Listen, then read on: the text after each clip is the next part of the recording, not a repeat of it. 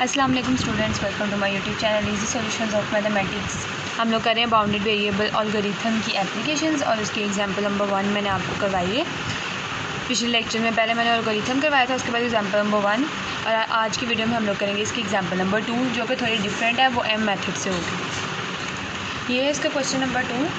इसके अंदर देखें हमें जो एलपी प्रॉब्लम दी हुई है उसके अंदर सबसे पहले तो हम लोग देखते हैं कि इसके जो नॉन बेसिक वेरिएबल्स होते हैं उनकी बाउंड्स हमें दी हुई हैं।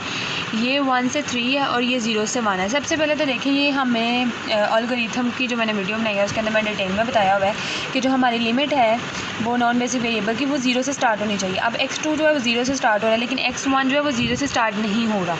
अब इसको हमने 0 से स्टार्ट करवाने के लिए अब हम लोग इससे भी सब्स्टिट्यूशन करके चेंज करेंगे। और नेक्स्ट दूसरा जो पॉइंट है इस क्वेश्चन के अंदर वो ये है कि ये देखिए यहाँ पे ग्रेटर देन इक्वल टू है। ग्रेटर देन इक्वल टू हो तो हम लोग को कौन सा मेथड यूज़ करते हैं? एम मेथड यूज़ करते हैं।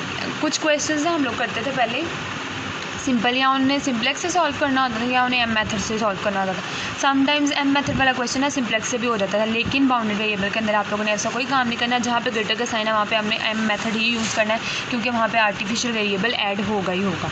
तो अब नेक्स्ट देखते हैं हमने सबसे पहले करना है। सबसे पहले हम लोगों ने ये काम करना है कि इसको कन्वर्ट करना है। सबसे पहले हमारा जो क्वेश्चन है ना वो रिक्वायर्ड फॉर्म में आएगा, देन हमने उसको फर्दर सॉल्व करना है। तो सबसे पहले हमने इसको 0 से आगे करना है। अब जिस लिमिट को हमने 0 बनाना है, जिस लिमिट को उसके अकॉर्डिंग हम सब्स्टिट्यूशन करेंगे। As lower limit of the x1 is not 0 से सब्स्टिट्यूट। मैंने आपको अलगोरिथम में बताया था, अगर आपने वो वीडियो नहीं देखी तो देख लें सबसे पहले लेक्चर में, कि सब्स्टिट्यूशन करनी होती है अगर हमारी लिमिट 0 से स्टार्ट ना हो। तो सब्स्टिट्यूशन हमने x1 की करेंगे। x1 इज़ इक्वल टू, अब हमने इसको 0 बनाना है तो 1 + x1 डैश आ जाएगा। ये सब्स्टिट्यूशन हम लोग कर देंगे इसके अंदर। ये आप लोगों ने ध्यान रखना है कि लिमिट को इस 0 बनाने के लिए हम लोगों ने ऐड करवाना है उसी के डैश के साथ। अब ये इस तरह की सब्स्टिट्यूशन, ये चाहे x2 के लिए हो, x3 के लिए हो, जिसके लिए भी हो, कर दी।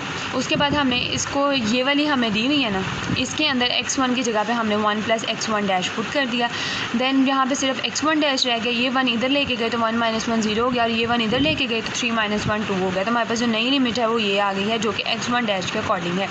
दूसरी लिमिट हमारी यही रहेगी। अब देखिए क्वेश्चन में तो x1 और x2 है, तो लिमिट हमारी एक x1 डैश के अकॉर्डिंग आ गई है, एक हमारी x2 के अकॉर्डिंग आ गई। तो हमने अब क्वेश्चन को भी तो x1 डैश में कन्वर्ट करना है ना, तो हम लोग सेम यही सब्स्टिट्यूशन पूरे क्वेश्चन में कर देंगे ताकि सारा क्वेश्चन x1 डैश और x2 में कन्वर्ट हो जाए। ये देखें, now put x1 is equal to 1 + x1 dash in given equation. अब ये हमारे पास दिया हुआ था जी वाला, इसके अंदर हमने x1 की जगह पे x1 डैश पुट कर दिया। और नेक्स्ट सब्जेक्ट 2, उसके बाद हमारी पहली कॉन्स्ट्रेंट थी ये वाली, ये देखें -x1 + 2x2 ये थी। तो -x1 की जगह पे उसकी वैल्यू + 2x2, इसको सॉल्व किया तो ये आ गया। सेकंड कॉन्स्ट्रेंट हमारी थी 3x1 + 2x2 < 10। तो ये 3x1 की जगह पे हमने उसकी वैल्यू पुट की और इसको सॉल्व किया, ये आ गया। थर्ड वाली कॉन्स्टेंट ये थी, उसमें वैल्यू सब्स्टिट्यूट की तो ये आ गया। तो ये हमारी नई प्रॉब्लम बन गई है। और ये लिमिट्स हमने ये पहले फाइंड कर ली हुई थी, ये गिवन थी, और ये हमने खुद से 0 करके इसे जो नई लिमिट बनी है वो, अब हमने इसको स्टैंडर्ड फॉर्म में कन्वर्ट करना है। अब हमारे पास हमारी डिज़ायर्ड एलपी प्रॉब्लम आ गई है। अब हमने क्या करना है, इसको स्टैंडर्ड फॉर्म में जब कन्वर्ट करेंगे तो क्वेश्चन में देखते हैं, यहाँ पे देखते हैं ये वाला। सबसे पहले हम लोग ये देखते हैं कि पहला जो है हमारे पास ग्रेटर देन इक्वल टू 1 है। ग्रेटर देन इक्वल टू 1 हो तो हम माइनस करते हैं एक वेरिएबल को, उसको ग्रेटर देन है तो -x3 करेंगे, -x3। और ये ग्रेटर का साइन है तो इसमें एक आर्टिफिशियल वेरिएबल ऐड होगा। हम लोग पहले आर करते होते थे, मतलब स्लैश सरप्लस वेरिएबल हम एस की फॉर्म में लेते थे, आर्टिफिशियल वेरिएबल आर के फॉर्म में लेते हैं। आप लोग चाहें तो एस आर के फॉर्म में भी ले सकते हैं, लेकिन मैं यहाँ पे जो सरप्लस वेरिएबल है वो x3 को ले रही हूँ, और जो आर्टिफिशियल वेरिएबल है ना यहाँ पे, क्योंकि ग्रेटर देन का साइन है, वो हमने लिया है x4। तो हमारी पहली कॉन्स्टेंट जो स्टैंडर्ड फॉर्म में कन्वर्ट होगी। देन हमने इसको करना है, ये लेस देन का तो सिंपल एक ऐड हो जाएगा x5, और ये भी सिंपल है तो इसमें भी x6 ऐड हो जाएगा। और उसके बाद हमारे पास क्या होता है, जो मैक्सिमम ये बना था हमारा, अब इसके अंदर हम लोगों ने ऐड करवाने हैं जो नीचे हमने चेंजिंग्स की हैं वो। अब देखें x1 डैश + 2x2 + 1 पहले से ही था, लेकिन आर्टिफिशियल वेरिएबल हमारे पास मैक्सिमम के केस में वो आर्टिफिशियल वेरिएबल m के साथ मल्टीप्लाई होकर z में से माइनस होता है। ये बात मैंने m मेथड में पहले पढ़ चुके हैं कि हमारा आर्टिफिशियल वेरिएबल जो है वो m से मल्टीप्लाई होकर माइनस होता है अगर मैक्सिमाइज का केस हो। तो इसके अंदर हमारे पास x4 तो आ गया, उसके बाद x5 बी ज़ीरो है यहाँ पे, 0x5 प्लस 0x6 लिखें ना लिखें कोई इतना फ़र्क नहीं पड़ता, ज़रूरत नहीं है, मैंने वैसे बताया कि ये दो हमारे पास जो है वो ज़ीरो होंगे इसके अंदर। उसके बाद हमने क्या करना है, उसके बाद जो हम लोगों का आर्टिफिशियल वेरिएबल होता है जो हमने जी के अंदर किया होता है, वो हम लोग x4 की वैल्यू निकाल के वहाँ पे पुट करते हैं। अब x4 की वैल्यू क्या निकलेगी, इसमें से निकलेगी, पहली कॉन्स्टेंट में से। यहाँ से x4 इधर ही जाने देंगे, तीनों वैल्यू उठा के दूसरी तरफ ले जाए तो 1 + x1 dash minus 2x2 + x3 बन जाएगी। तो ये वैल्यू आ जाएगी, ये हमने यहाँ पे पुट कर देनी है जी में। Maximum of G is equal to x1 dash plus 2x2 minus m into x4 की वैल्यू यहाँ से निकाल के हमने यहाँ पे पुट कर दी, +1 साथ आ गई। उसके बाद जी को हमने सिंप्लीफाई किया, x1 के अलग कर लिए, x2 की अलग कर ली और x3 की अलग कर ली, तो हमारे पास जो नया जी बना है वो ये। तो प्रॉब्लम बाकी हम लोगों ने यही यूज़ करनी है, सब्जेक्ट टू ये वाली प्रॉब्लम, वो चाहे आप लिख लें ना भी लिखें तो कोई ज़रूरत नहीं है। उसके बाद हमने इसका सिंप्लेक्स टेबल बना लेना, जो टेबल हम लोग बनाते होते थे सिंपल, जो हमारे पास ये वाला नया न्यू जी है आफ्टर सब्स्टिट्यूशन, इसको और ये वाली प्रॉब्लम को हमने टेबल फॉर्म में जब लिखेंगे तो वो हमारे पास कुछ इस तरह से बनेगा।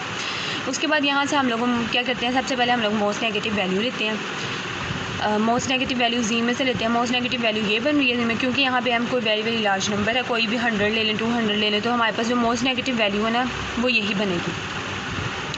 उसके बाद हम लोग क्या करते हैं, सबसे पहले हम लोग मोस्ट नेगेटिव वैल्यू से पूरी पिवट कॉलम सेलेक्ट करते हैं, देन हम लोग उसका और सोल्यूशन के रेशो ले लेते हैं इसकी, और इसकी जब हम लोग रेशो लेंगे तो हमारे पास रेशो ये आएगी। तो उसके बाद हम लोग θ1 निकालते हैं, θ1 is equal to minimum of ये सारी रेशोज़ जो होती हैं हमारी उनका मिनिमम लेते हैं, तो θ1 इज़ इक्वल टू 1/2 आता है हमारे पास।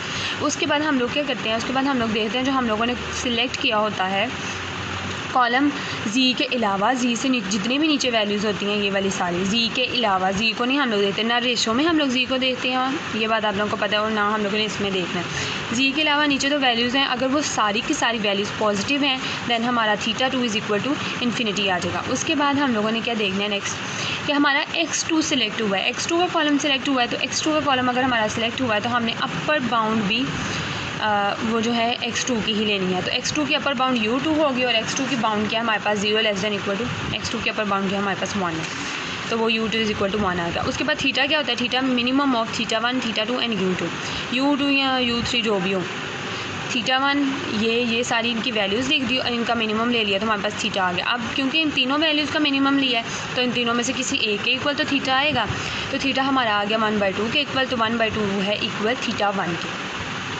तो अगर हमारा θ1 के इक्वल है so apply regular simplex method, तो हम लोग इसको जो हमारा रिसेंट टेबल होता है उसके ऊपर हम लोग रेगुलर सिंप्लेक्स मेथड अप्लाई करते हैं। तो हम लोगों ने सिंपल ये लिखा हुआ। उसके बाद हम लोगों ने क्या करना है, 1/2 यहाँ से देखें रेशो में 1/2 यहाँ पे 1/2 के इक्वल आया, तो हमने इस रेशो का किया सेलेक्ट, और ये एंटरिंग वेरिएबल हमें पहले से पता है, लिविंग वेरिएबल हमारे पास x4 हो गया, तो हमने इसको सिलेक्ट करना है। जब हमें पता चल जाएगा ना θ1 के इक्वल आ गया तो हमने इसको सेलेक्ट करना है, तो वो मैंने सॉल्व किया हुआ है पहले से, तो मेरा सिलेक्टेड है, तो हमने इसको सर्कल कर लिया। उसके बाद हमने इसको 1 बनाना है, ऊपर नीचे हमने इसके ज़ीरोज़ बनाने हैं, तो हमारा ये स्टेप 1 जो है ना वो पूरा होगा। उसके बाद so apply regular simplex method, ये देखें इसको हमने 1 बना लिया, इसको ऊपर नीचे 0 बना लिया, बाकी हमारा सारा टेबल ये बन जाएगा। अब नेक्स्ट हम लोगों ने ये करना है, हम लोगों ने फिर दोबारा से देखना है, अभी नेगेटिव वैल्यूज़ मौजूद है, हम लोगों ने मोस्ट नेगेटिव वैल्यू लेनी है जो कि -2 है। उसके बाद नेगेटिव वैल्यू लेने के बाद हम इस पूरे कॉलम की और इस सोल्यूशन कॉलम की रेशो ले लेंगे। तो अब रेशो देखें, रेशो हमारे पास सिर्फ ये भी नेगेटिव वैल्यू है, अगर 1/2 को डिवाइडेड बाय -1/2 करें तो नेगेटिव आएगी, तो नेगेटिव रेशो भी नहीं हम लोग लेते, 6 डिवाइडेड बाय 4 करें तो 3/2 आ जाएगा हमारे पास। उसके बाद हम लोग 3/2 को डिवाइड करें -1/2 से तो हमारी नेगेटिव आएगी, वो भी नहीं हमने लेनी, तो हम लोग θ1 में हमारे पास सिर्फ एक वैल्यू आएगी जो कि 6/4 इज इक्वल टू 3/2 है, क्योंकि 6/4 लिख दें या 3/2 लिखने की बात है, तो θ1 हमारा 3/2 आ जाएगा। उसके बाद हम लोग क्या करते हैं, हम लोग θ2 देखते हैं। अब θ2 हम लोग कैसे देखते हैं, हम लोगों ने जो कॉलम सेलेक्ट किया होता है उसमें जी के अलावा हम लोग नीचे वाली वैल्यूज़ देखते हैं, उनमें नेगेटिव वैल्यू कौन सी है। अब दो नेगेटिव वैल्यूज़ हैं, अब हमने कौन सी नेगेटिव वैल्यू लेनी है, जो नॉन बेसिक वेरिएबल्स है। हमारे पास गिवन क्वेश्चन में नॉन बेसिक वेरिएबल्स कितने हैं, 1 2 नॉन बेसिक वेरिएबल्स x1 और x2। तो हमारे पास जो x2 है वो एक नॉन बेसिक वेरिएबल है जो गिवन क्वेश्चन में है हमारे पास, तो हमने उसके कॉरेस्पॉन्डिंग जो नेगेटिव वैल्यू होगी ना हमने वो लेनी है। ये सर्कल बाद में कीजिएगा जब आगे जाके सॉल्व करना है, अभी सिंपल है। मैंने इसको वाइटनर कर दिया ताकि आप लोग कंफ्यूज ना हो। यहाँ पे कुछ नहीं है, अभी ये सिंपल लिखा हुआ है, बताऊँगी सर्कल कर। अब हमारी नेगेटिव वैल्यू 2 हैं, तो अब हमने जो नॉन बेसिक वेरिएबल के कॉरस्पॉन्डिंग जो नेगेटिव वैल्यू होगी हमने वो सेलेक्ट करनी है। तो ये तो बेसिक वेरिएबल है x6, तो ये वाली हम नहीं लेंगे, तो ये नॉन बेसिक वेरिएबल है, इसके कॉरस्पॉन्डिंग ये वाली वैल्यू ले लेंगे। अब हमने क्या करना है, थीटा 2 में लगेगा formula.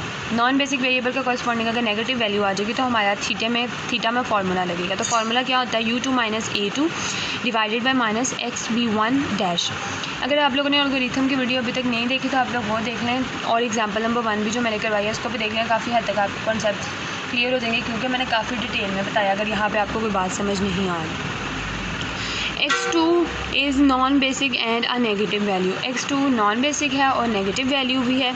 So u2 upper bound minus u2 upper bound of x2, क्योंकि x2 के कॉरस्पॉन्डिंग नेगेटिव वैल्यू है तो अपर बाउंड भी x2 की आएगी जो कि u2 है, माइनस a2 यानी x2 का जो सोल्यूशन है उसे हमने a2 कह लिया। ये a है, ये a's हैं सारे, ये a2 है, ये a5 है, ये a6 है। जिसके x का नंबर जो भी होगा उसके कॉरस्पॉन्डिंग उसके सोल्यूशन को भी हम वही नाम दे देंगे, divided by xb1 dash. xb1 dash हमने क्यों कहा है, क्योंकि हमने जो कॉलम सेलेक्ट किया है वो डैश की फॉर्म में है। b1 डैश मतलब उसकी जो वैल्यू नेगेटिव वैल्यू जिसकी वजह से हम लोगों ने थीटा 2 में फार्मूला लगाया वो नेगेटिव वैल्यू। देखिए आप क्या करना है, हम लोगों ने जिस नॉन बेसिक वेरिएबल के कॉरस्पॉन्डिंग वैल्यू आ रही होगी हमने उसको यूज़ करते हुए उसकी अपर बाउंड माइनस उसका सोल्यूशन डिवाइडेड बाय वो नेगेटिव वैल्यू। तो अपर बाउंड x2 की जो थी हमारे पास वो थी 1, तो यहाँ पे आएगा 1 माइनस 1 अपर बाउंड माइनस उसकी अपर बाउंड है 1 माइनस उसका सोल्यूशन, कॉलम में जो सोल्यूशन है x2 का वो 1/2 डिवाइडेड बाय वो नेगेटिव वैल्यू जिसकी वजह से हमने थीटा 2 में फार्मूला लगाया है,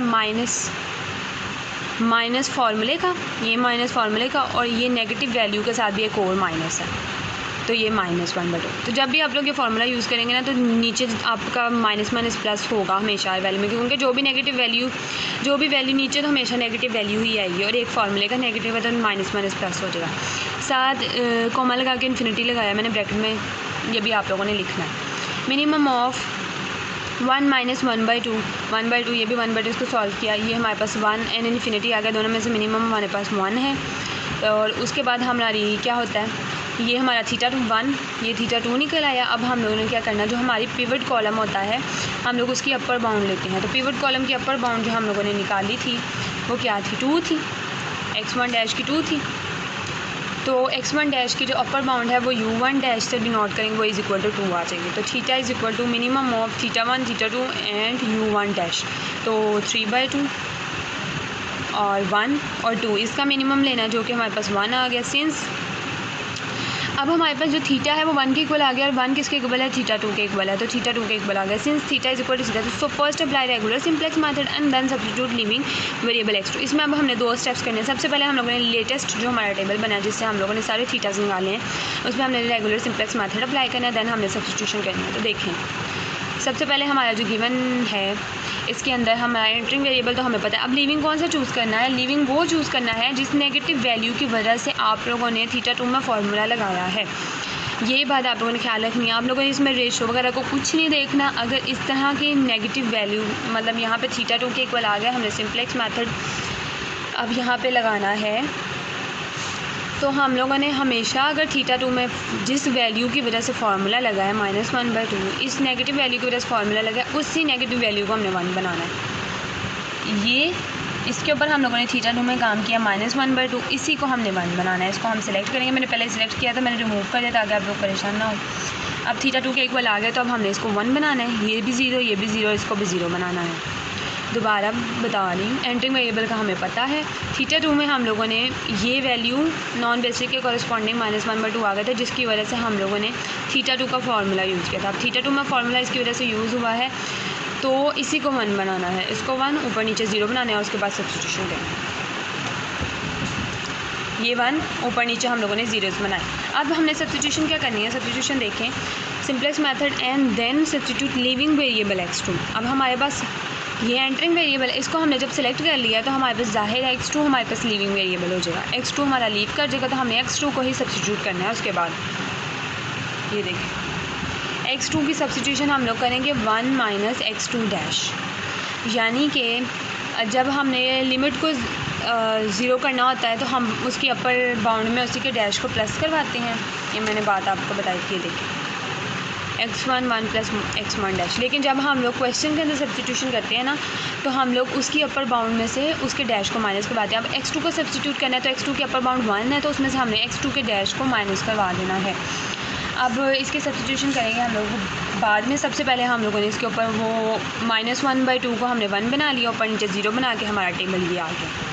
ये हमारा टेबल आ गया। अब choose x2 as a leaving variable. अब यहाँ पे देखें x2 हमारा लीव कर गया, ये हमारा एंटरिंग था, x2 लीव करके चला गया। अब हमें x2 की सब्स्टिट्यूशन करनी है इस टेबल में। इस टेबल को हम लोग पहले सिंपल फॉर्म में लिख लेते हैं, इस फॉर्म में LP प्रॉब्लम की फॉर्म में लिख लेते हैं। किस तरह लिखेंगे, z-4 x2 plus x3 plus m-1 x4 और उसके बाद इज़ इक्वल टू 0। तो ये सारी दूसरी तरफ ले आए हैं तो ये पॉजिटिव, ये नेगेटिव सब्जेक्ट टू। यहाँ पे आएगा x1 dash minus 2x2 x1 dash minus 2x2 और उसके बाद plus x3 minus x4 is equal to -1 plus x3 minus x4 is equal to -1। ये सारा करने के बाद ये सारा हम लोगों ने टेबल के ऊपर पहले रेगुलर सिम्प्लेक्स मेथड अप्लाई किया, उसके बाद हमने प्रॉब्लम की फॉर्म में लिखा देना। हमने सब्स्टिट्यूशन क्या करनी है, x2 is equal to 1 minus x2 dash. उसके बाद हम लोगों ने जहाँ पे x2 होगा इस पूरी प्रॉब्लम में हमने x2 को सब्स्टिट्यूट कर दिया। उसके बाद हम लोग नेक्स्ट स्टेप में उसको सिंप्लीफाई करेंगे। ये सारी सिंप्लीफिकेशन करने के बाद हमारे पास ये नई प्रॉब्लम बनी। अब हमारा यहाँ पे काम खत्म, हमने रेगुलर सिम्प्लेक्स मेथड भी लगा दिया, सब्स्टिट्यूशन भी कर लिया। अब हम लोगों ने नेक्स्ट क्या करना होता है, फिर से हम लोग देखते हैं जी में कोई मोस्ट नेगेटिव वैल्यू है कि नहीं। अगर जी में कोई नेगेटिव वैल्यू होगी तो हम फर्दर सारा प्रोसीजर करेंगे। लेकिन अब हमने सबसे पहले इसको टेबल फॉर्म में लिखा है ताकि हम लोग देख सकें नेगेटिव वैल्यू है कि नहीं। टेबल फॉर्म में लिखा, ये भी पॉजिटिव, ये भी पॉजिटिव, ये भी पॉजिटिव, सारी वैल्यूज़ पॉजिटिव। तो हमारा जो सोल्यूशन है वो फिजिबल भी है और टेबल हमारा ऑप्टिमल भी है, नॉन नेगेटिव वैल्यू, कोई नेगेटिव वैल्यू नहीं है। अब हमारे जो नॉन बेसिक वेरिएबल्स होते हैं जो टेबल में हमें जो टेबल हमारे पास ऑप्टिमल हो गया। अब देखें जो नॉन बेसिक वेरिएबल्स होते हैं, दो नॉन बेसिक वेरिएबल्स हैं, एक x1 है और एक हमारे पास x2 है। तो हमने उसकी वैल्यूज़ निकाल बतानी होती है। z की वैल्यू हमारे पास 4 आ गई है, x1 डैश की वैल्यू हमारे पास 1 है और अब x2 यहाँ पे नहीं है तो x2 हमारे पास क्या होगा, 0। x1 dash is equal to 1, x2 dash is equal to 0। जब हमने पहले शुरू में x1 की सब्स्टिट्यूशन कर ली थी तो वो टेबल में x1 डैश हो गया था। उसके बाद हमने x2 की सब्स्टिट्यूशन कर ली तो हमारे पास टेबल में x2 डैश हो जाएगा। ये आप लोगों ने याद रखना है, जो सब्स्टिट्यूशन करनी है उसके अकॉर्डिंग अगर आप डैश लगाना भूल जाएंगे तो क्वेश्चन गलत हो जाएगा। अब देखें x1 डैश और x2 डैश में हमारी वैल्यूज़ आ गई, लेकिन क्वेश्चन तो हमारा x1 और x2 में है। तो अब हमने इसको x1 और x2 में कन्वर्ट करना है। तो जब हमने x1 डैश की सब्स्टिट्यूशन की थी तो हमने x1 डैश की सब्स्टिट्यूशन क्या की थी, x1 डैश था हमारे पास, लिमिट को 0 बनाने के लिए हमने x1 is equal to 1 plus x1 dash put किया था। अब यहाँ से हम लोगों के पास x1 डैश की वैल्यू तो पड़ी हुई है, तो हमें यहाँ से अगर हम देखें तो हमारा x1 डैश जो है वो किसके इक्वल आएगा, x1 माइनस 1 की जगह। x1 डैश x1 माइनस 1 की जगह आ गया तो हमने x1 डैश की जगह पे उसकी वैल्यू पुट कर दी। x1 डैश की जगह पे x1 minus 1 is equal to 1 put कर दिया। ये इधर जाके प्लस हो जाएगा तो 1 + 1 2 होगा। या इस तरह भी लिख सकते हैं simple, x1 is equal to 1 plus x1 dash की जगह पे उसकी वैल्यू पुट कर दें। उसकी वैल्यू क्या है, हमारे पास 1 है,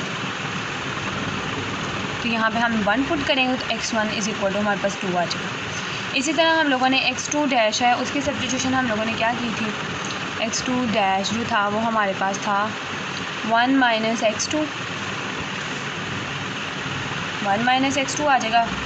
तो 1 माइनस x2 आ गया तो यहाँ पे ये माइनस का दूसरी तरफ जाके प्लस और x2 हमारे पास 1 आ गया। तो हमारे पास x1 is equal to 2, x2 is equal to 1 और z इज़ इक्वल टू 4 आ गया। गिवन z जो हमें दिया हुआ है उसके अंदर वैल्यूज़ पुट करेंगे, 4 इज़ इक्वल टू 4 आ गया। वेरिफिकेशन कंप्लीट, हमारा आंसर भी हमें पता चल गया कि बिल्कुल ठीक आया। उम्मीद है आप लोगों को क्वेश्चन की समझ आई होगी। कोई क्वेश्चन है आप लोगों का तो कमेंट सेक्शन में मुझसे पूछ सकते हैं आप लोग।